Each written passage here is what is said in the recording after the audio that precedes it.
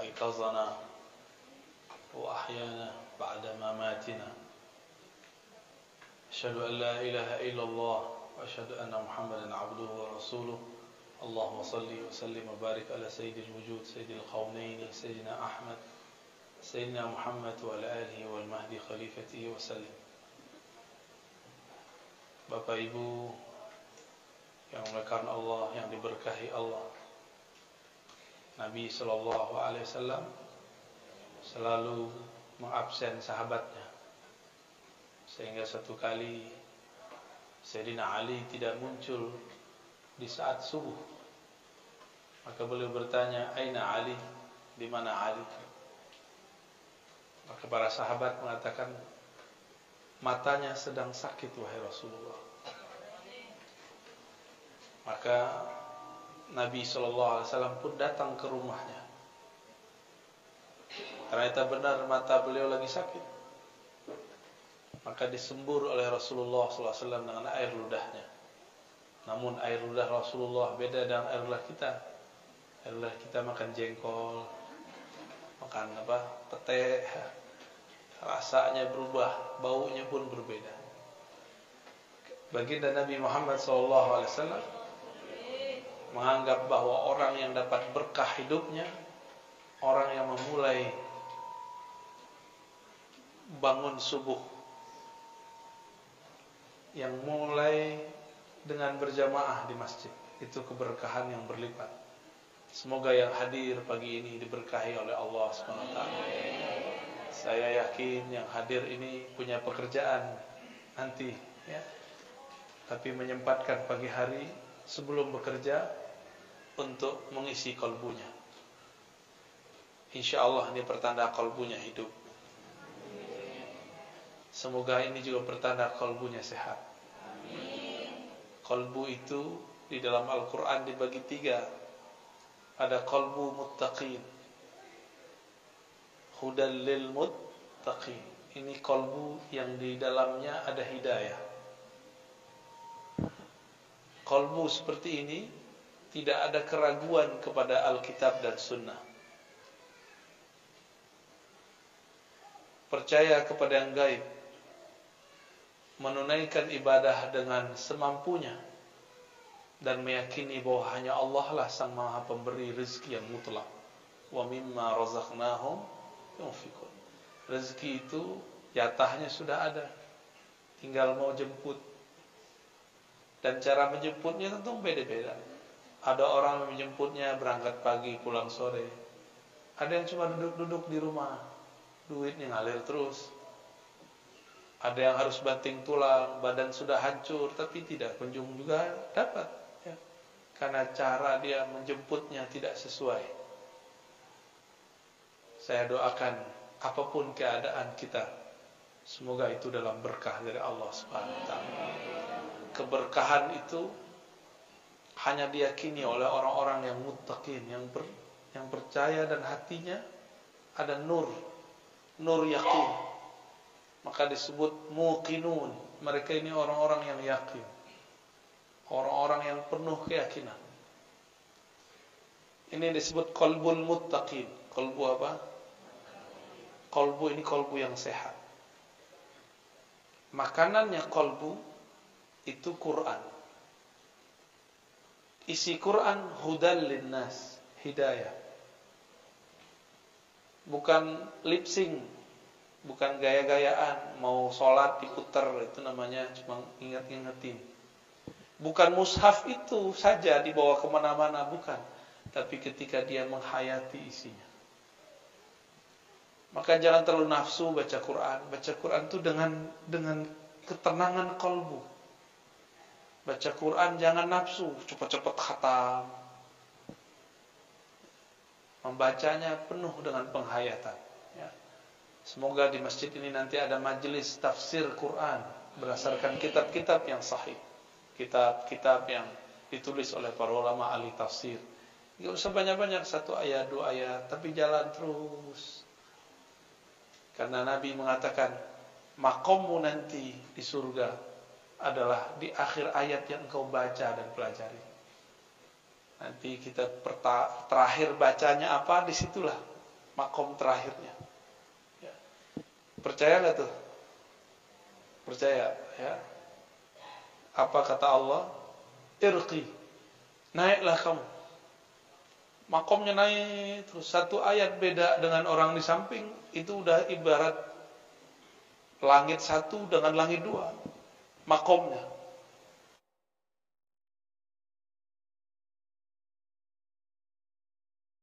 Qalbul muttaqin.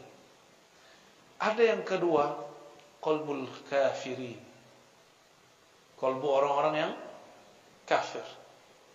Qalbu orang yang kafir ini sawaun alaihim a anzartahum am lam tunzirhum la yu'minun. Qalbu dia keras, mau diingatkan tidak diingatkan sama. Buat majelis enggak buat majelis bagi dia itu masalah. Azan keras-keras bagi dia masalah. Semoga tetangga-tetangga masjid di sini kolbunya tidak ada yang kolbul kafirin. Ya. Malah senang kalau di depan rumahnya banyak berjejer mobil, motor. Ketika orang ramai ke masjid, dia rela. Ketika pintu pagarnya tertutup. Itu orang kolbunya pertama, bukan kolbu yang kedua. Qalbul kafirin, Allah kunci kolbunya. Khatamallahu ala qulubihim. Walaupun kita sodorkan ayat kepadanya, kita sodorkan hadis kepadanya, tapi dalam pendengaran mereka, penglihatan mereka, di kolbunya ada ghisyawah, tutupan. Inilah yang membuat mereka tidak dapat menangkap rahasia-rahasia ayat.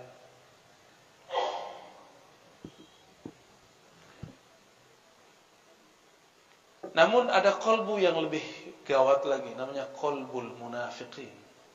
Kolbu orang munafik. Munafik itu nafaqah. Orang-orang yang menunjukkan kesolehan tapi menyembunyikan kekufuran. Izhar as-salah wal iman wa ikhfa'ul kufr wal fisq. Menyembunyikan kebusukan hatinya, kekufurannya, ingkarnya, menunjukkan kesolehannya. Maka orang begini ketemu orang beriman, yang pertama kelompok muttaqin, usahakan soleh. Nanti ketemu orang-orang kafir pun dia ejek lagi itu orang-orang yang muttaqin. Namun karena mereka ini menyembunyikan kekufuran, sangat sulit untuk mendeteknya. Mendeteksi ini orang ini siapa sebenarnya. Disebutkan di dalam Al-Quran bahwa mereka ini mengatakan beriman kepada Allah dan hari akhir, tapi sebenarnya mereka tidak percaya. Seperti lain di mulut, lain di hati. Ini ciri pertama, qalbu munafik. Dan dalam diri kita ada itu semua. Ketika kita takbir, lisan membaca Allahu Akbar, qalbu tidak membesarkan Allah. Ini sudah mulai kena itu. Kepala sujud, tapi hati tidak sujud. Kita semua ya, benar. Baca subhana rabbil azim wa bihamdi, tapi tidak mentakzim Allah. Baca subhana rabbil a'la wa bihamdi, tapi tidak meninggikan Allah subhanahu wa ta'ala. Allah enggak perlu disuci-sucikan. Persepsi kita tentang Allah yang perlu disucikan. Ya. Mereka ini yukhadi'un. Mereka ini mencoba menipu Allah dan orang-orang beriman. Dikira kalau berpenampilan yang saleh, berkalam-kalam yang Arabik ya, ke Arab-Araban, berpenampilan seperti ahli salat, bisa menipu orang beriman, bisa menipu Allah subhanahu wa ta'ala. Ini orang sibuk dengan penampilan, enggak sibuk dengan yang di dalam batinnya. Inilah nasib orang-orang munafik, disebut qalbul munafiqin.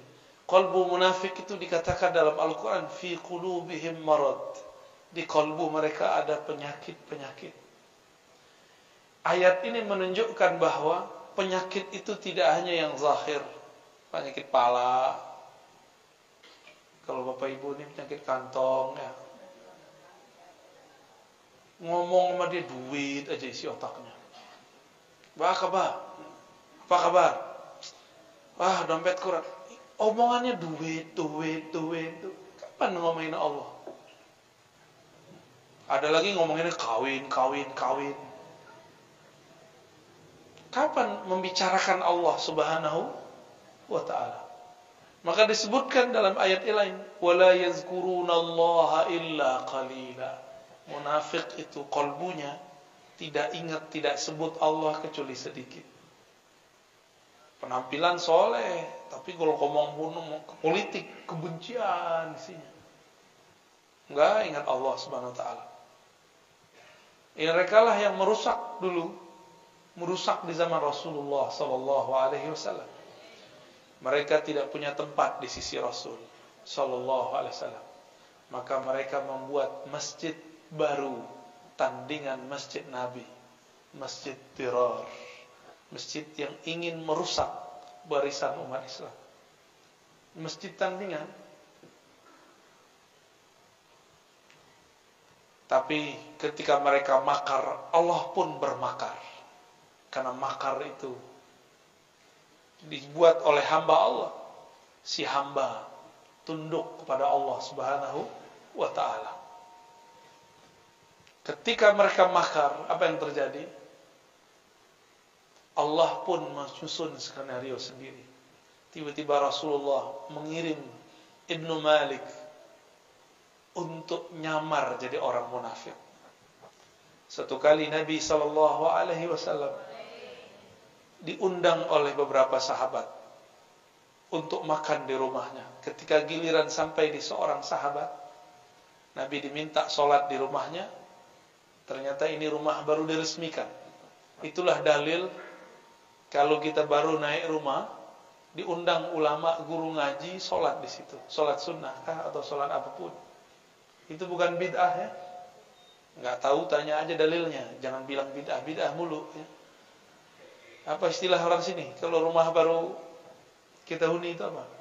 Naik rumah ya? Benar. Samalah dengan istilah kampung saya.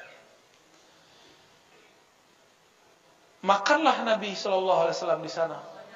Selesai makan, ngobrol. Tahu-tahu Nabi nanya, Aina fulan? Aina ibn Malik? Mana si Malik? Berkatalah sahabat Nabi yang lain, wahai Rasulullah, itu si Malik munafik. Dia masuk, wajahnya wajah munafik. Masa dia hadir di Masjid Dirar? Kira-kira begitu. Apa kata baginda Nabi SAW? Pada pelit selawat ya, dari tadi saya ngetes, itu cuma ada yang selawat. Selawat dong Pak ya. Antum nanti panggil-panggil Nabi, Nabi cuekin karena gak pernah selawat di dunia. Sebut nama Nabi, lewat aja, bengong aja. Udah sadar belum? Masih dalam tidur ya? Masih tidur? Wudhu lagi.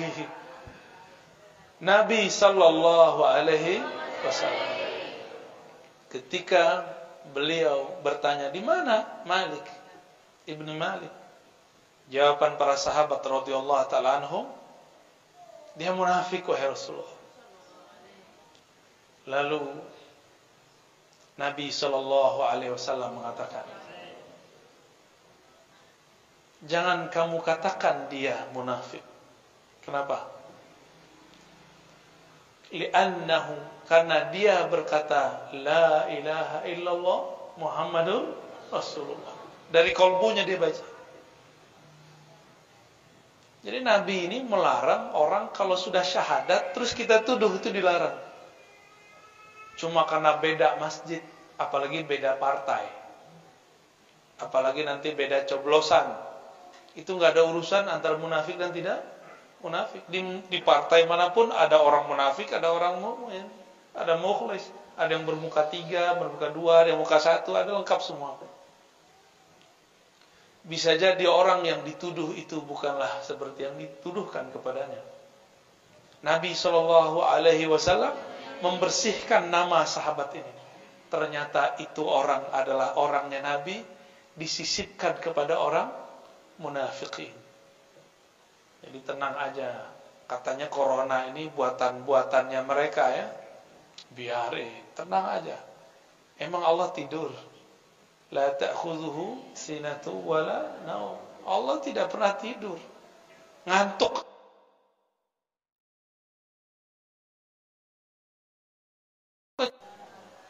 Allah pernah lelah? Tidak pernah. Allah pernah lalai? Enggak. Karena Allah tidak pernah tidur, tidak pernah lelah, tidak pernah ngantuk, maka Dia tidak akan pernah membiarkan orang Islam, orang beriman disiksa, dizalimi. Enggak akan pernah membiarkan. Karena Allah lah waliyul ladzina amanu, wali penjaga orang-orang yang beriman. Allah menyebut dirinya wali. Wali artinya penjaga. Maka wali Allah di muka bumi adalah orang-orang yang menjaga ajaran-ajaran Allah Subhanahu wa ta'ala. Ajaran Allah itu bukanlah ketika berpakaian, pakaian takwa. Ini emang pakaian takwa namanya. Ini pakaian Ahok ini. Baju koko kan artinya abang orang Cina ya kan. Ya, matanya sipit lah ya. Antum keturunan ke-17 kali ya. Kita aja yang kegeeran, ini baju takwa. Nabi mengatakan at-taqwa hahuna. Takwa itu di dalam dada. Hahuna. Maka jangan lagi pernah menilai orang takwa lewat baju. Ya. Ini majelis subuh yang diberkahi Allah. Jangan nilai orang takwa lewat penampilan. Kalau ibu-ibu tuh model jilbab, apa urusannya model jilbab? Yang penting tutup aurat. Ya. Tutup aurat, tidak transparan, tidak ketat, udah muslimah, islami. Kalau bapak-bapak ini apa baju takwanya? Koko lagi, ya salah. Nabi SAW, percaya atau tidak? Nabi itu suka pakai baju impor. Mumpung orang Batam dekat sama Singapura, ngimpor gitu. Enggak begitu. Nabi ngimpor baju, pakai baju mustawradat yang didatangkan dari luar. Karena Nabi SAW di zamannya orang tidak produksi di Makkah, di Madinah. Semuanya dibeli dari luar. Ya. Marhaban, kiai. Fadhal, kiai. Ta'al. Shifaul qulub. Allahumma shalli wa sallim. Allahumma shalli. Fadhal. Aqalbu munafiqin, inilah yang perlu kita kenal. Ada enggak karakter itu dalam diri? Sehingga ketika kita mengenal karakter itu, kita dapat mengenal cara kembali kepada Allah Subhanahu wa ta'ala. Inilah cabang dari pengetahuan. Man arafa nafsahu faqad arafa rabb. Jadi mengenal diri itu bukan hanya ngomongin diri terdiri, diri terpari, diri terpapar, apalagi itu macam-macam ilmu kajian diri. Bukan itu aja. Mengenal penyakit di dalam diri itu adalah bagian dari ma'rifatun nafs. Mengenal diri. Jangan ketinggian ngomongnya. Badanku, tubuhku, sifat Allah, qalbuku, nur Allah. Apa itu ya? Nanti ngomong itu. Emang dengan berkata begitu kita wusul kepada Allah kan enggak? Ya. Ada masanya ngomong begitu. Tapi enggak benar juga ya. Tubuh ini bukanlah sifat Allah, fi'il Allah. Tubuh ini adalah tajalli fi'il Allah, bukan fi'il Allah. Itu beda tuh. Apa arti tajalli? Allah menunjukkan perbuatannya lewat tubuh kita. Maka orang yang mengenal struktur dalam dirinya, dia akan mengenal bagaimana cara Allah berbuat ke dalam dirinya. Bukan berarti dia jadi Allah kalau habis kenal diri. Ya. Kalau kenal qalbu, kenal nur Rasulullah sallallahu alaihi wasallam, belum tentu juga ini qalbunya qalbu yang mana. Maka pembukaan kajian kita dimulai dari pembagian kolbu. Kolbu apa yang pertama tadi? Kolbul muttaqin. Kolbu yang kedua, kafirin. Kolbu yang ketiga, kolbu ketiga ini dia ada iman tapi penyakitnya lebih banyak. Karena penyakitnya di dalam dada, yang mengerti cuma ahlus sudur, ahli dada, ahli rohani. Tidak semua guru ngaji, guru ustadz itu ahli kolbu. Ada yang cuma dapat ijazah fikih. Fikih ngurusin ilmu hukum. Ada yang cuma gelar LC, MA, doktor. Itu urusan akal. Ustadz begini ditanya mengenai ilmu kolbu. Apa kata dia? Bid'ah. Karena dia nggak ngerti, dia bilang bid'ah. Berarti kolbu dia lebih bermasalah lagi. Kenapa? Tidak boleh seseorang yang tidak punya ilmu terhadap sesuatu berkomentar terhadap barang itu. Saya nggak ngerti ilmu kedokteran. Boleh nggak saya berfatwa tentang kedokteran? Boleh nggak seorang dokter pemikiran Islam mendiagnosa penyakit seorang? Mendoakan boleh, mendiagnosa jangan. Saya mau tanya, dokter itu berapa tahun dia kuliah? 4 tahun. Koasnya berapa tahun? 2 tahun. 6 tahun baru jadi pakar ilmu penyakit zahir. Dan itu pun belum spesialis. Baru umum. Sama ustadz, kalau belajar agamanya baru yang zahir-zahir doang. Ya dia cuma pakar ilmu yang zahir. Jangan menjawab perkara yang batin. Ini ada orang gak pernah ngaji tasawuf, ditanya mengenai tasawuf, apa kata dia? Oh, jangan belajar tasawuf, gila ntar. Tetangga saya belajar tasawuf, gila. Tuh, berarti kasat mata yang dia hitung. Terus untuk apa dia belajar selama ini? Percuma dia belajar selama ini. Ada gak orang kerja terus diberhentiin, apa namanya itu, di PHK, stres, ada gak? Ada nggak orang kapok bekerja? Kenapa orang nggak kapok bekerja? Lebih banyak orang stres karena di PHK daripada belajar zikir. Karena syaitan tidak pernah diam jika ada hamba Allah ingin belajar tentang Allah. Nggak mau syaitan diam. Makanya guru-guru ngaji, guru-guru tasawuf, guru-guru mursyid tidak akan dibiarkan oleh syaitan. Kecuali dia akan membisikkan wali-walinya, wali-wali syaitan, untuk ikut menyerang ahli-ahli tasawuf itu. Maka ciri-ciri tentara syaitan adalah menyerang ahli zikir. Menyerang mursyid-mursyid yang bersanad tariqatnya kepada Rasulullah sallallahu alaihi wasallam. Karena hanya itulah cara menjauhkan umat dari pewaris-pewaris Rasulullah sallallahu alaihi wasallam. Syaitan itu nyata atau tidak? Tampak enggak? Tampak tidak, nyata iya. Tampak tidak, nyata iya. Apa kerjaan syaitan? Yuwaswisu. Apa arti yuwaswisu? Membuat was-was. Yuwaswis bahasa Arabnya itu kata kerja yang sedang, akan, dan selalu. Jadi syaitan itu nggak akan pernah diam untuk membuat suuzannya umat lewat lisan-lisan dai-dai yang juhala, yang jahil. Bukan dai ilallah, dia dai kepada dirinya, bukan dai ilallah. Supaya umat jauh daripada ma'rifatullah, mengenal Allah Subhanahu wa ta'ala. Apa ciri-cirinya? Mereka menghina kajian-kajian ma'rifatun nafs. Menghina kajian mengenal diri. Karena pintu satu-satunya mengenal Allah hanyalah mengenal diri. Saya mau tanya Bapak Ibu, sholat di tengah rumput, di tengah hutan, dengan di masjid, khusyuan mana?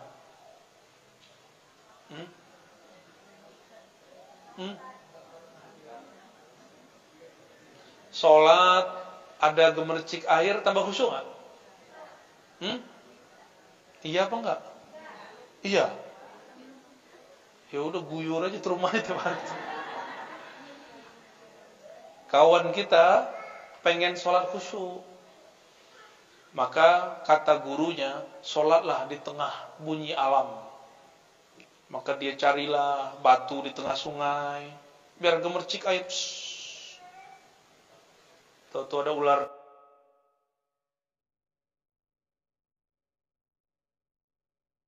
Katanya sholat dengerin suara alam.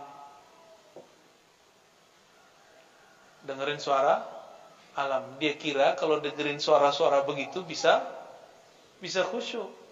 Berarti khusyuk dia di telinga. Kalau mendengarkan suara gemercik air bikin khusyuk, terus orang, mohon maaf, orang tuli bisa khusyuk gak? Mikir kalau berfatwa ya. Nggak tahu jalan khusyuk, tanya kepada orang yang khusyuk. Khusyuk itu mata tertunduk ke tempat sujud, kepala tersungkur, ya, menyentuh lantai. Zahirnya tuh, kolbunya kemana? Kolbunya menghadap kepada yang membolak-balik kolbu. Allah bertempat nggak? Enggak butuh tempat. Tempat yang butuh Allah. Allah tidak memerlukan tempat. Semua tempat ini memerlukan Allah Subhanahu wa ta'ala. Lalu, bagaimana cara menghadapkan kolbu kepada Allah? Hadapkanlah kolbumu ke dalam kolbumu. Mulailah memandang ke dalam diri. Saya sebut Allah atau tidak? Jangan sibuk lagi membicarakan orang. Ini kajian tazkiyatun nafs, kajian penyucian jiwa, tapi isinya nyala-nyalain orang. Kajian tasawuf, tapi membid'ahkan thariqat orang. Kajian zikir-zikir, tapi membid'ahkan zikir orang yang berbeda. Katanya kajian tazkiyatun nafs. Tazkiyah artinya menyucikan diri, bukan nyalahin orang lain. Itu dua hal yang berbeda. Akibat tidak mau menyebutnya dengan istilah tasawuf. Ya.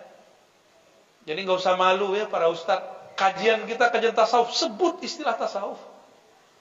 Karena tasawuf itu seperempat dari ajaran agama ini.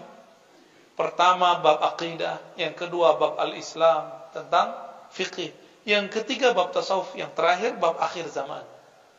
Tapi jangan salah guru juga tuh akhir zaman. Kalau nggak beres yang nomor tiga ini jadi cocok logi. Karena galau. Kolbunya nggak selamat. Udah berapa kolbu kita? 3. Orang kolbu munafik ini wajahnya terlalu banyak. Terlalu banyak. Datang ke orang beriman, dia ngaku beriman. Datang ke kelompok A, seakan-akan dia kelompok A. Nanti ketemu yang gak percaya kepada Allah, oh dia ejek-ejekin tuh orang beriman, kawan-kawannya. Saya itu kalau ke masjid itu gak enak sama tetangga. Nanti kalau dilihat sama tetangganya, kok kamu duduk sama orang itu? Ya, jaga persahabatan. Selalu bermanis-manis mulut. Orang-orang munafik itu diajak buat baik. Apa kata dia? Oh, kami lebih baik. Innama nahnu muslihun. Kami udah duluan daripada ente. Ya. Diajak beriman, dia bilang, orang beriman itu orang bodoh itu. Nih, mukanya banyak. Mukanya terlalu banyak. Bapak Ibu yang melakukan Allah, jangan banyak-banyak muka. Muka kita cukup satu menghadap kepada Allah Subhanahu wa taala. Wajjahtu wajhiya lilladzi fatara as-samawati wal ardh. Aku hadapkan wajah. Wajah itu adalah sesuatu yang menghadap. Maka disebut ini wajah. Padahal ini bukan wajah sebenarnya. Wajah yang sebenarnya bukan ini. Wajah itu ada di kolbu. Kolbu itulah yang menghadap kepada Allah Subhanahu wa ta'ala. Ada sebenarnya kolbu yang di atas 3 kolbu ini. Kolbul aulia. Kolbunya para wali. Apa ciri-ciri kolbu para wali? Salamatu sudurihim. Sadrnya, dadanya, hatinya selamat daripada penyakit-penyakit kolbu. Enggak hanya itu, dia selamat daripada su'uzzan. Tidak hanya itu, selamat dari syak. Ini kolbu para wali, dan di dalamnya berisi tentang berlian-berlian ma'rifatullah, mengenal Allah Subhanahu wa ta'ala. Maka para aulia itu di kolbunya ada kitab, baca ayat, ada ustadz baca ayat, wali baca ayat, hasilnya beda. Karena di kolbu dia ada kitab yang Allah turunkan ke dalam kolbunya, itu disebut ilmu laduni. Kolbunya wali Allah ini la khaufun alaihim wala hum yahzanun. Mereka tidak gelisah, enggak ada sedih yang berkepanjangan. Kenapa? Qulubuhum ma'muratun bi dzikrillah. Kolbu mereka makmur menyebut nama Allah. Ramai di kolbunya sebutan asma, nama-nama Allah Subhanahu wa ta'ala. Masih ingat waktu kecil dulu takut ada pohon besar, lampu nggak ada. Ini Batam ini kan baru banyak lampunya kan beberapa tahun belakangan ini aja. Dulu-dulu kan belum ya. Yang faham maksud saya, kalau kita lewat di satu tempat yang gelap, kita kata orang ngucap gitu ya. Ngucap apa? Guru saya diajarin sama dokter. Ngucap Pak. Dia nggak tahu itu ulama. Maka dia kerjain tuh dokter. Ngucap. Lagi diperiksa sama dokter, dia sakit, tapi nggak kelihatan nama alatnya. Saya sakit dokter. Ngucap Pak. Udah tua nggak mau ngucap. Maka dia bilang ngucap. Itu ulama. Dokter ini nggak tahu yang dia pegang ini seorang mursyid, guru ahli zikir, guru saya, Abuya Hasan Basri namanya.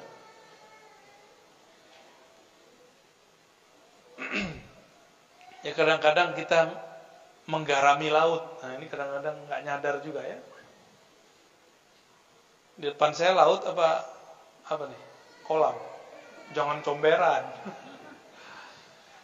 Bapak Ibu ya berkat Allah. Ada qalbul aulia, ada juga qalbul anbiya. Qalbu para nabi. Qalbu para nabi. Jika para wali di dalamnya ada zikrullah, ada ilham dari Allah, maka para nabi di dalamnya ada ma'rifat kenabian, wahyu. Maka setinggi apapun wali, dia tetap di bawah seorang nabi. Gak ada wali yang lebih tinggi daripada nabi. Para nabi itu pun masih ada lagi kolbu Nabi Muhammad, itulah yang paling tinggi. Jadi berapa macam kolbu? Ya, paling bawah kafir, munafik, muttaqin, aulia, anbiya, Nabi Muhammad sallallahu alaihi wasallam. Semakin jauh dari kolbu Nabi, semakin kufur, semakin berpenyakit. Karena Nabi secara fisik sudah wafat, tapi ruhnya tidak pernah wafat. Maka hadirkanlah ia dalam kolbu kita. Hadirkan ia dalam salawat. Maka beruntunglah yang menghidupkan majelis-majelis salawat. Beruntunglah yang menghidupkan majelis-majelis zikrullah. Kolbunya ma'mur. Ciri-ciri orang munafik sedikit zikir, banyak nyalahin orang. Ciri-ciri kolbul muttaqin adalah kolbu yang sibuk menyebut namanya, jarang menyalahkan orang lain. Maka ada kajian munafikin. Hati-hati. Dia pakai branding nama Rasul, hati-hati. Sunnah Rasul, hati-hati. Tugasnya mereka cuma nyalahin orang beriman, mecah belah umat. Nah, jangan sampai ini kemudian kita salah ambil. Semoga ke depan umat tambah dewasa, tambah mengerti mana yang disebut nutrisi kolbu, mana yang akan merusak kolbu. Ya, mana yang akan menyembuhkan kolbu, syifa, mana yang menjadi halak, ya, menghancurkan kolbunya. Allahumma amin ya rabbal alamin. Gimana Pak? Udah. Suatu kali ada seorang sahabat tanya kepada Rasul, hadis sahih Muslim sallallahu alaihi wasallam. Wahai Rasulullah, aku senang dipuji. Apakah itu merusak amal ibadahku? Aku dipuji orang lain, padahal aku tidak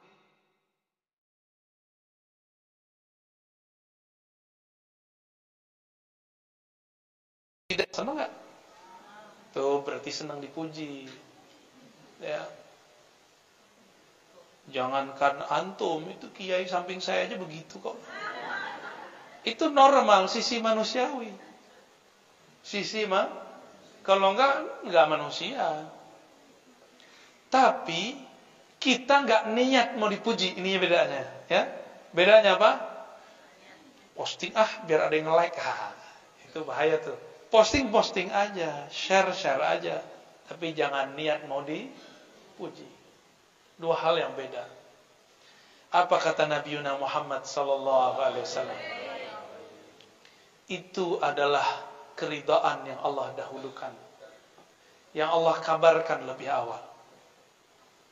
Jadi kalau kita dipuji orang, lalu kita anggap ini Allah yang memuji, digerakkan lewat mulut orang itu, ini disebut dengan apa? Barusan sudah saya sebut. Kabar gembira yang sudah didahulukan. Jadi kita ini diterima di sisinya, maka Allah gerakkan makhluk-makhluk ini memujinya. Ternyata ada namanya ma'rifatul hub, ma'rifat cinta. Allah itu adalah maha mencinta. Maka dia menyebut dirinya yuhib. Innallaha yuhibbul muttaqin. Innallaha ma'as sabirin. Ya.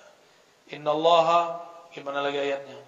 Ya. Yuhibbul mutatahhirin, tawabin. Semuanya itu ada sekitar 7 lah.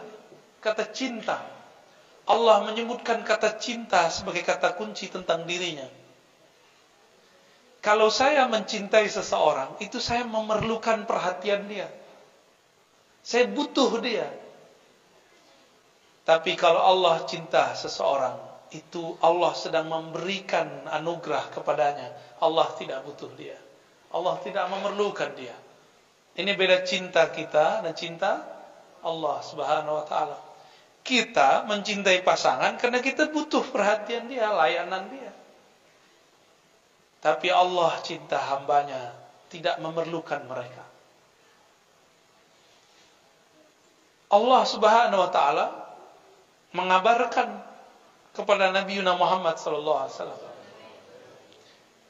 jika Allah mencintai seseorang, idza ahabballahu 'abdan, maka Allah memberitahu kabar kepada Sayyidina Jibril, ya Jibril, inni uhibbu fulanan, wahai Jibril, aku cinta kepada si fulan, fa ahibbahu, maka cintailah ia. Maka Sayyidina Jibril sejak saat itu mencintai orang itu tanpa pernah berhenti. Karena sekali Allah mencintai makhluk, selama-lamanya dia mencintainya. Allah tidak pernah mengkhianati cintanya. Allah itu sangat setia. Beda sama kita, beda dengan saya, beda juga yang di samping saya, beda. Dulu pernah jatuh cinta seseorang terus hambar, pernah gak? Ya, itu kita. Ada orang menikah mewah, meriah, tapi umurnya cuma seumur jagung, 3 bulan cerai. Karena yang dia butuhkan tidak ada di situ. Yang dia perlukan tidak ketemu di situ. Suatu kali ada orang nelfon Buya Hamka. Dulu dalam bukunya dicerita, dalam videonya pun, dalam suara rekamannya dicerita. Perempuan itu menelpon beliau, masih keturunan Ningrat, ingin menjadi istri Buya Hamka. Buya Hamka bilang, saya sudah tua, saya tidak bisa menafkahi batinmu. Apa kata dia? Saya tidak perlu, wahai Tuhan, saya hanya ingin membersamai Buya. Wah, gawat itu. Tapi begitulah cinta. Dia hanya ingin khidmah kepada yang dicintainya. Nah, bunuh dulu handphonenya ya. Matikan. Itu bahasa halusnya. Mati ini tuh bahasa kasar itu. Sama kasar dengan bunuh. Tuh matiin. Mengganggu orang lain kalau saya nggak terganggu. Taib, ya. Jadi Allah buat pengumuman, wahai Jibril, aku mencintai fulan, fa'ahibbahu. Maka Jibril turun ke langit ketujuh, mengatakan, ya ahlas sama, wahai penduduk langit, innallaha yuhibbu fulanan. Allah cinta kepada seorang fulan ini. Fa'ahibbuhu, maka cintailah mereka. Malaikat butuh cinta enggak? Enggak. Malaikat itu makhluk yang enggak butuh cinta juga. Dia enggak ada syahwat. Dia enggak perlu perhatian. Malaikat itu makhluk yang statis, kaku, disiplin. Itu malaikat. Mirip-mirip kayak robot, tapi robot Allah. Jadi kalau saya menyebut, biar antum paham, malaikat itu makhluk kayak apa? Kayak robot. Sesuai dengan apa program dia begitu aja.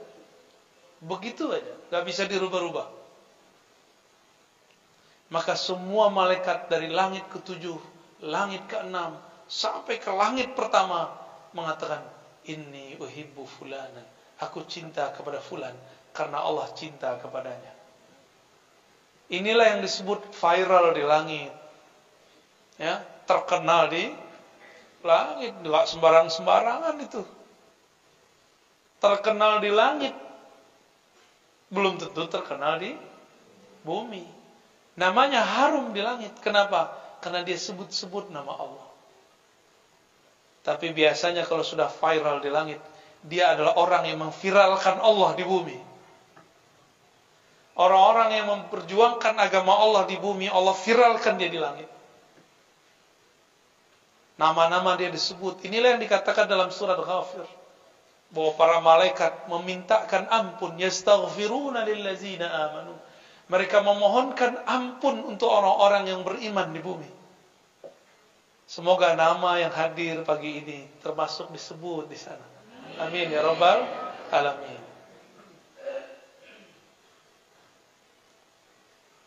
Tentu kalbu mereka ma'muratun bidzikrillah. Kalbunya lebih awal memviralkan Allah dalam kalbunya. Maka berlatihlah zikir kalbu kepada ahlinya. Saya yakin di Batam ini banyak ahli zikir. Ya, enggak mesti sama yang di YouTube itu, ya. Di dekat kita ada guru yang bisa ngajar, ikuti dia. Ya. Sama kok, yang disebut di sono disebut di sini sama. Jangan beda-bedain, ya. Guru-guru itu juga punya kecemburuan. Antum hormat kepada yang si fulan, enggak menghormati si fulan. Siapa tahu sisi manusiawi dia muncul. Nanti dia cemburu. Kalau sudah cemburu, setan masuk. Setan bisikin lewat muridnya. Pak Kiai, Pak Ustaz, itu tuh ajarannya bid'ah itu.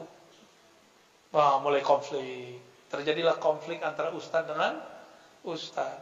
Itu orang si murid ini dipinjam oleh si setan. Yuwaswisu, membuat was-was. Nama setannya Khannas. Jadi kalau buat majelis, masuk ke satu majelis, bacalah kul yang 3 itu. Jadikan wiridan, kalau enggak jadikan wirid setiap ba'da sholat. Supaya kalau kita ketemu orang, bermajelis, kita jauh dari was-was. Diwas-wasin orang, kita cut, enggak benar. Ciri-ciri kalbu sehat. Ada orang gosip, si Anu tuh orangnya begini nih, enggak benar nih. Si kalbu yang sehat bilang, enggak, maksud dia enggak begitu. Terus kalbunya sehat itu. Tapi kalau kalbu dia bilang, iya nih kemarin saya digituin sama dia, ada kena tuh, ya. Berarti marid dan marid fi qulubihim maradun fazadahumullahu marada. Bertambahlah penyakitnya. Ketemu lagi orang berpenyakit kalbunya, tambah lagi. Mirip virus dan lebih dahsyat daripada corona. Bapak Ibu yang dimuliakan Allah, itulah tingkatan-tingkatan kalbu. Siapa yang kenal kalbunya, dia akan kenal yang membolak-balik kalbunya. Inilah makna, salah satu makna daripada judul ini. Siapa yang kenal diri, kenal Allah. Diri kita yang paling dekat adalah kolbu. Kenalilah dirimu yang mana. Cukup katakan, ya Allah, kolbuku berpenyakit. Engkau maha penyembuh, sembuhkanlah ya Allah. Baik, sudah. Cukup. Mau tanya jawab?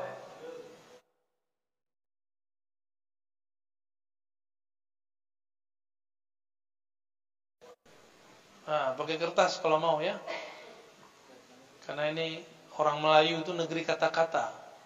Suka kalau dikasih mic itu dapat panggung.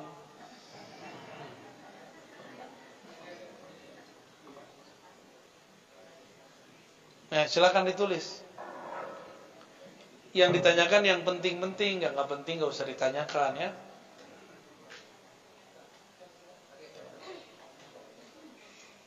Wah, Pak Armen dari Tanjung Piau, Piayu, Pak Kubu, sekampung Pak.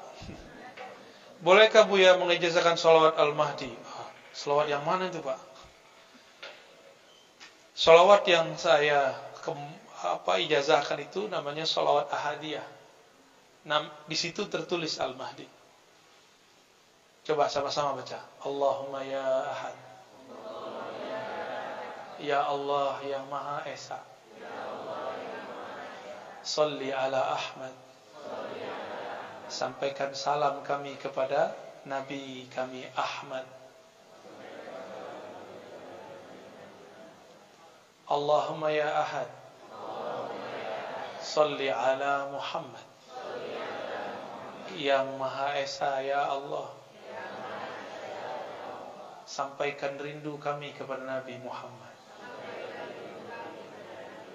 Allahumma ya ahad. Salli ala al-Mahdi. Khalifatika. Ya ahad.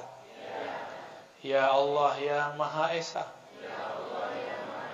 Sampaikan salam kami, rahmat Engkau kepada Imam akhir zaman, Al-Imam Al-Mahdi, Khalifah Engkau, wahai yang Maha Ahad.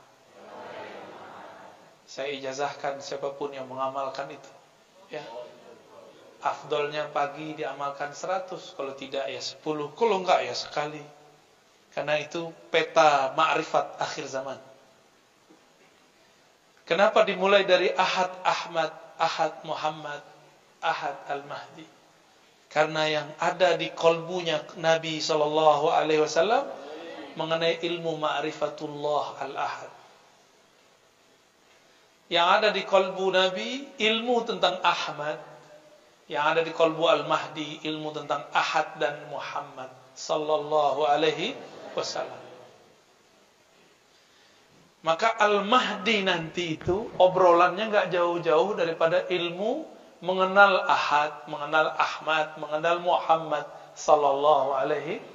Itu aja ciri. Jadi ciri-cirinya bukan hidung mancung, jibat apa? Langsung tutup hidung dia.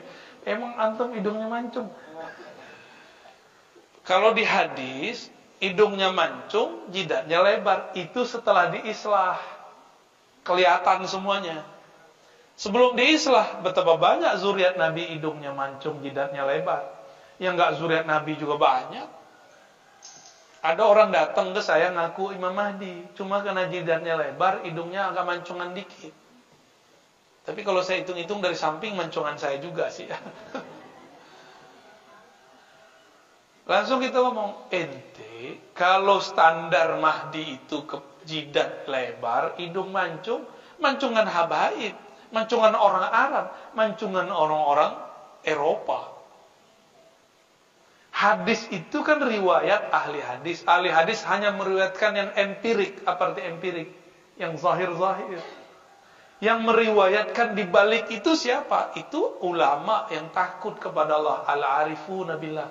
Ahli ma'rifat. Mereka yang ngerti siapa Al-Mahdi. Ada lagi yang datang. Dia bilang ke saya bukan ulama. Tapi kalau ustadz nggak ngerti tentang Mahdi, tanya saya, ya salam. Yang ustadz siapa ya? Yang ngerti Al-Mahdi siapa? Ada yang ngomong begitu. Hebat nggak?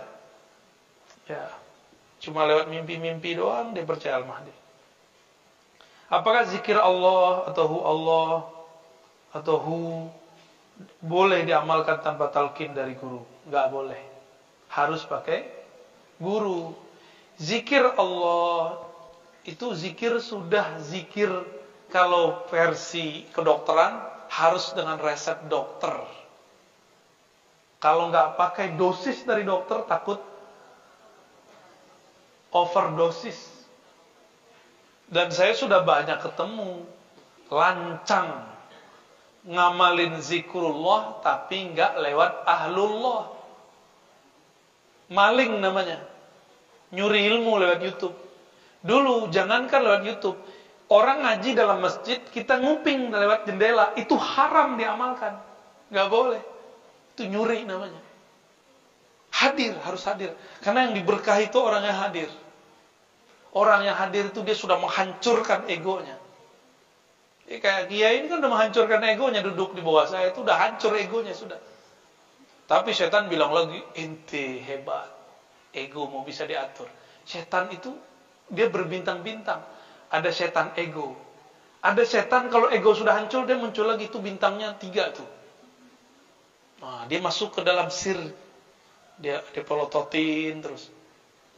Hati-hati ya. Hati-hati. Makanya disebut hati-hati ya. Jadi jangan coba-coba amalkan zikir itu tanpa bimbingan seorang mursyid. Khawatir salah dosis. Jangan-jangan yang gila-gila tuh dia pernah ngamalin lewat buku. Bener bagi. Kalau pengalaman saya di kampung dulu, itu banyak yang bunuh diri. Bukan banyak, ada satu bunuh diri. Tiba-tiba dia terjun ke jurang. Stres. Sebenarnya stres karena pekerjaannya nggak ada. Pelarian ke torikot. Torikotnya tidak menyembuhkan karena torikotnya tidak, gurunya nggak memperhatiin dia. Yang diajarkan zikir standar. Nggak puas, galau, terjun masuk ke tebing, mati. Apa kata orang? Oh, dia sesat karena masuk torikot, dia gila. Bukan, dia tuh stres karena pekerjaannya, melarikan diri ke torikot. Ada adik kelas saya kuliah di kampus. Di kampus itu lagi ketat-ketatnya, ada dosen yang ketat dalam buat proposal tesis. Stres dia. Stres melarikan diri belajar torikot. Ternyata dalam stresnya dia sudah gila. Diajarin torikot tambah gila. Hilangin dulu stresnya baru belajar torikot. Ya. Makanya mohon maaf kepada yang minta talqin, saya tidak pernah mengobrol talqin. Ngaji aja dulu sehingga muncul kesadaran batin yang dahsyat, baru ditalqin. Gak penting talqin kalau belum beres isi kepalanya. Ya, jadi jangan minta talqin pakai nafsu. Ya, baru sekali ketemu minta talqin. Ya. Kecuali kiainya bolehin, kalau saya enggak. Yang saya dapat dari dulu nggak begitu. Saya ngaji dulu lama-lama, baru saya talqin. Sehingga betul-betul kalimah itu masuk ke dalam kolbu karena kesadaran. Bukan karena ikut-ikutan. Orang nangis kita nangis, enggak. Orang zikir kita zikir, enggak. Karena ada kesadaran itu dalam diri baru kita baca. Apa yang dimaksud Nur Muhammad? Ini bukan Nur Muhammad nama orang ya.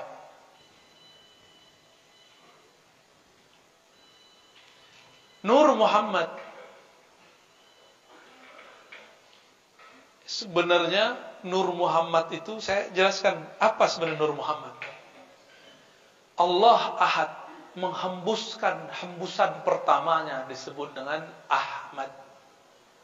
Maka bernamalah Ahmad itu Ruhullah. Ruh hembusannya Allah Subhanahu wa ta'ala.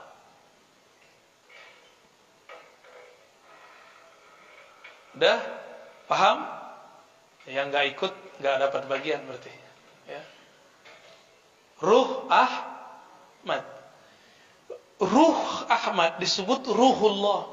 Itu memancarkan cahaya. Cahayanya disebut dengan Nur Muhammad. Ada yang debat kita, ya. Saya lagi pulang kampung di debat. Dia nggak bisa bedain antara ruh dan nur. Pakai hadis palsu lagi. Awal yang diciptakan Allah adalah nur nabimu, wahai Jabir. Itu kan hadis nggak sahih.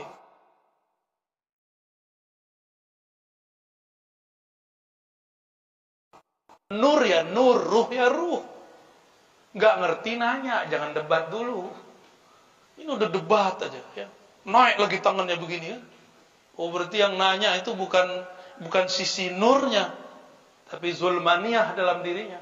Karena ada kesombongan ketika bertanya. Ingin menjidal, mendebat. Padahal ilmu ini bukan untuk jidal, bukan untuk debat. Ilmu ini peta jalan pulang kepada Allah Subhanahu wa ta'ala. Nggak ngerti beda nur sama ruh, udah berani debat. Ya salah. Selama ini kan kajian orang sampai di Nur Muhammad, nggak ada yang sampai kepada Ruhullah, Ahmad Ruhullah, nggak ada. Itu baru dibuka oleh para ulama wali-wali Allah di akhir zaman ini untuk menyongsong munculnya Al-Imam Al-Mahdi, biar ruh kita kuat, biar nanti ketika tubuh ini dihancurkan oleh Dajjal, nggak makan berhari-hari, ruhnya masih kuat hidup. Ini baru paceklik, udah nyalahin ini, nyalahin itu. Ya. Pandemi yang disalahin siapa? Berarti kita ini ada karakter iblis, suka nyalahin orang. Suka nyalahin orang tuh karakter iblis tuh, hati-hati. Jalan macet yang disalahin wali kota, ya kan? Ya. Ada aja, ya. Nur Muhammad itu memercik, memancar daripada ruh Ahmad, jumlahnya 124.000. Makanya jumlah para nabi berapa? Ini bukan cocok logi, ya, ilmunya begitu. Kenapa muncul dalam hadis jumlah nabi itu 124.000? Itu semua adalah percikan pancaran daripada Nur Ahmad. Disebut Nur Muhammadiyah, Nur Nabi Muhammad sallallahu alaihi wasallam. Nur itu sudah ada sebelum Nabi Adam ada. Makanya Nabi mengatakan, aku sudah diangkat jadi Nabi, sedangkan Adam baru tanah, belum dicipta. Jauh sebelum itu aku sudah dicipta, ribuan tahun sebelum Nabi Adam. Nama beliau saat itu Ahmad. Maka Ahmad itu nama ruhnya Nabi. Nabi itu punya nama ruh, itu Ahmad. Maka Ruhullah Isa mengabarkan, inni mubasyirum birasuli ya'ti min ba'di ismuhu Ahmad, surat Shaf ayat 6. Aku Ruhullah mengabarkan sang sumber ruh, yaitu Ahmad, akan datang di akhir zaman. Datangnya pakai nama baru, namanya Muhammad. Apa yang beda Ahmad dengan Muhammad? Ada mim depan, ada tasdid. Nah, itu sirnya. Ya. Muhammad. Itu tasdid kedua, itulah diturunkan jadi Al-Mahdi. Mimnya itu mim Al-Mahdi. Itu namanya ilmu huruf. Ilmu huruf itu bukan cocok logi. Emang dari sononya sudah begitu. Al-Mahdi yang di-guidance oleh Allah. Yang dibimbing kolbunya oleh Allah, bukan dibimbing pakai Google. Yang dibimbing langsung oleh Allah, bukan lewat kitab. Mursyid, kitab, guru, itu cuma zahir aja. Karena zahirnya orang harus berguru. Zahirnya harus baca buku. Tapi batinnya yang membimbing beliau adalah Allah. Sudah banyak gerakan-gerakan Al-Mahdi dulu, tapi nggak ada yang sabar. Gagal semua udah. Udah berapa gerakan Al-Mahdi muncul? Nggak ada yang sabar. Sekarang juga muncul tuh yang gak sabaran tuh. Gak sabar cerita-cerita mimpinya dan itu bukan satu orang. Di Indonesia juga ada. Di seberang juga ada. Kalau Al-Mahdi bisa diceritakan ahwalnya di dalam YouTube, YouTube punya siapa? Hah? Siapa yang punya YouTube? Tuh, udah tahu kan jawabannya? Kalau ada orang ngaku Al-Mahdi, sama dengan orang ketahuan sebagai Nabi Muhammad. Apa kata Bukhairah? Wahai Abu Talib, jangan biarkan anakmu pergi ke Rum kalau ketahuan dibunuh oleh ahli kitab. Kalau Al-Mahdi ini ketahuan, pasti dibunuh oleh yang punya itu. Yang tadi antum sebut itu. Pasti dibunuh, gak mungkin dibiarin. Jadi jangan percaya dengan Al-Mahdi Al-Yutubiyah. Yang gak sabar ya. Baik. Jadi dalam diri kita ada nggak ada. 124.000 itu kemudian ditutup dengan munculnya sumber dari cahaya itu, Muhammad Rasulullah sallallahu alaihi wasallam. Karena nur itu ada masuk ke dalam diri, makanya bisa bangun subuh, bisa ikut majelis, padahal mau kerja kan, ya sudahlah sesekali kita undur datangnya, itu karena nur. Kalau kerja ya sudah begitu tiap hari. Tapi kalau kajian begini mungkin tidak setiap hari. Ada obrolan begitu di kolbu, berarti ada nur Muhammad di dalam kolbunya. Percikannya masih ada, belum padam. Sebenarnya nur ini tidak pernah padam, cuma ketutup oleh nafsu, oleh kepentingan-kepentingan. Ya. Semoga nur ini masih aktif. Ya. Ngaji bersanad, talqin zikir bersanad, ngamalin zikir berdasarkan mursyid-mursyid yang bersambung Rasulullah, ngaji ma'rifatullah, ini akan membuat nurnya tambah besar, tambah besar, tambah besar, tambah besar. Insya itulah yang disebut dalam Al-Quran, nuruhum, gimana ayatnya? Ya, yas'a baina aidihim, benar ya? Nur mereka bergerak di antara mereka, yas'a di hadapan mereka. Jadi nanti di hari kiamat, nur Muhammad yang kita jaga ini, dia akan memberi cahaya. Karena hari kiamat itu ada terang-terang sekali, ada gelap-gelap sekali. Ketika gelap, maka kolbu ini yang bercahaya. Disitulah Nabi lihat mana umatku, mana yang bukan umatku. Umatku yang ada nur Muhammad dalam dirinya, dia pasti berwudu, dia pasti sujud. Maka walaupun jidat kita nggak terang-terang amat, ya, hitam, sawo mateng, nanti kelihatannya bercahaya. Insya udah mulai keriput ya. Maklum, saya udah keriput sejak kelas 2 SMP. Ngaji ma'rifat semenjak umur itu. Udah keriput, udah langsung begini. Dan sudah beruban saya umur itu. Waktu itu anak-anak, ya teman-teman saya masih huru hara, ya, apalah. Tapi kita kemudian merasa, ya Allah, saya nggak nyaman dengan ini. Maka ngaji ma'rifatullah, pulang jam 2 malam. Ada anak SMP pulang jam 2 malam ngaji. Adanya main PS. Sampai jam 3 juga dijabanin ya. Apakah ciri hati yang sambung hati kepada Rasulullah saat berselawat? Ya. Al-Habib itu kekasih.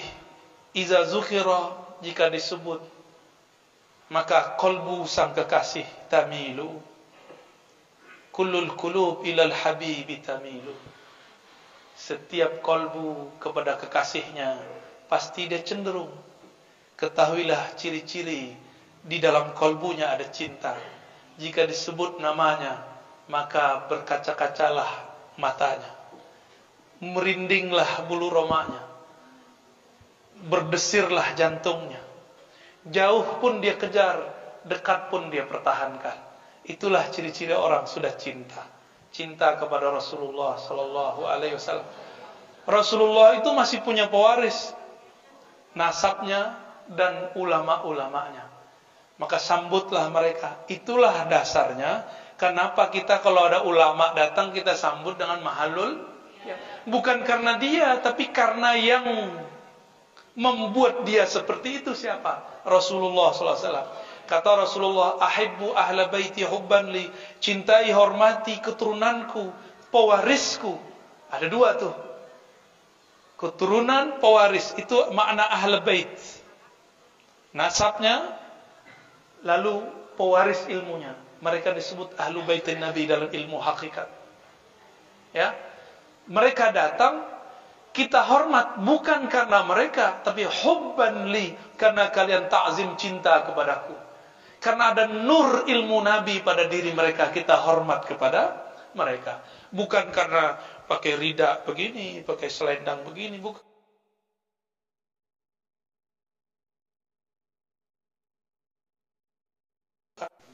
Kopi Abu Hamka.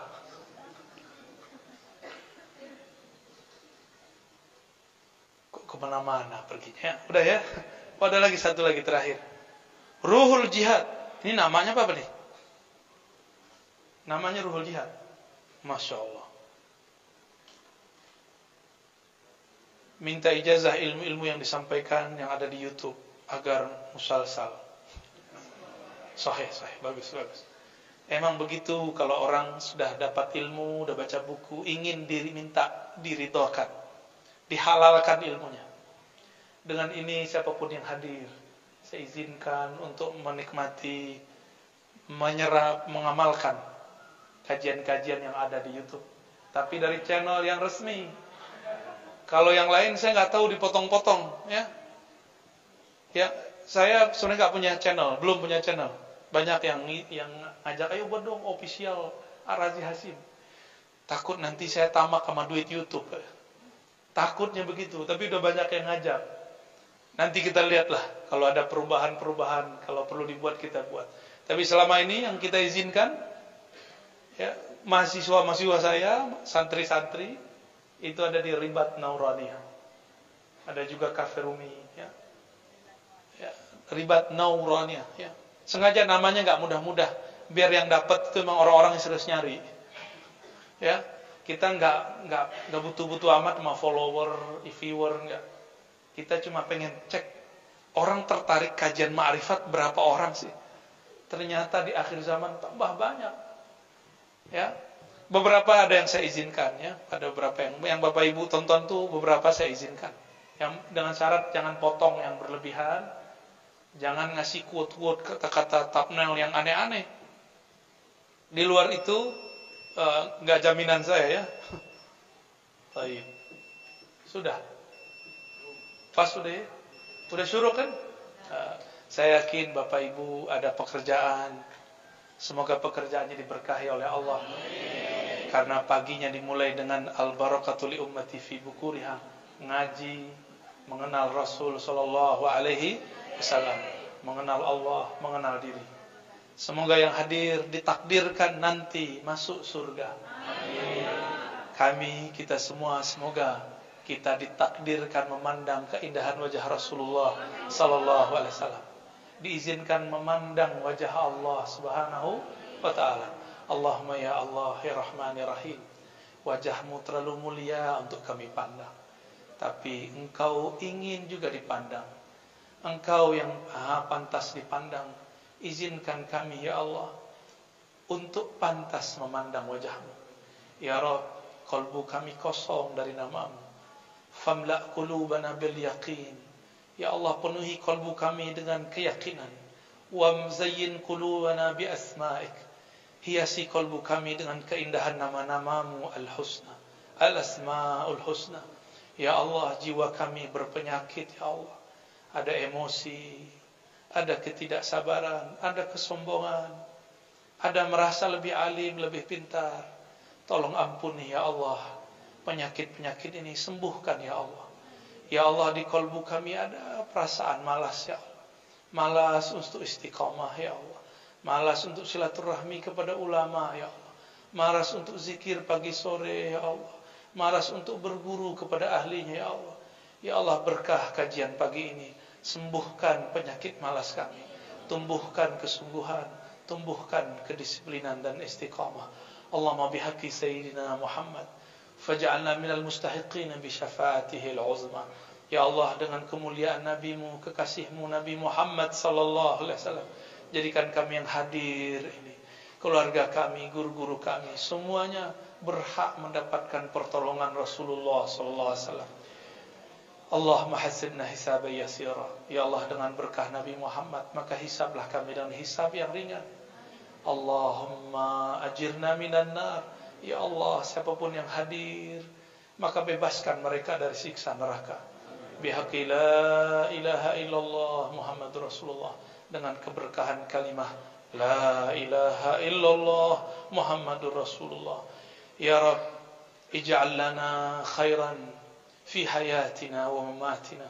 Ya Allah, jadikan hidup kami penuh keberkahan, mati kami penuh keistiqomahan, husnul khatimah. Wa sallallahu ala sayyidina Muhammad walhamdulillah rabbil alamin. Mohon maaf, tidak usah salam-salaman ya. Cukup dengan qalbu, enggak usah foto-foto juga. Itu mengganggu. Ya. Semoga wajah kekasih-kekasih Allah sudah terfoto dalam qalbu kita. Amin ya rabbal alamin. Semoga semua dapat keberkahan. Assalamualaikum warahmatullahi wabarakatuh.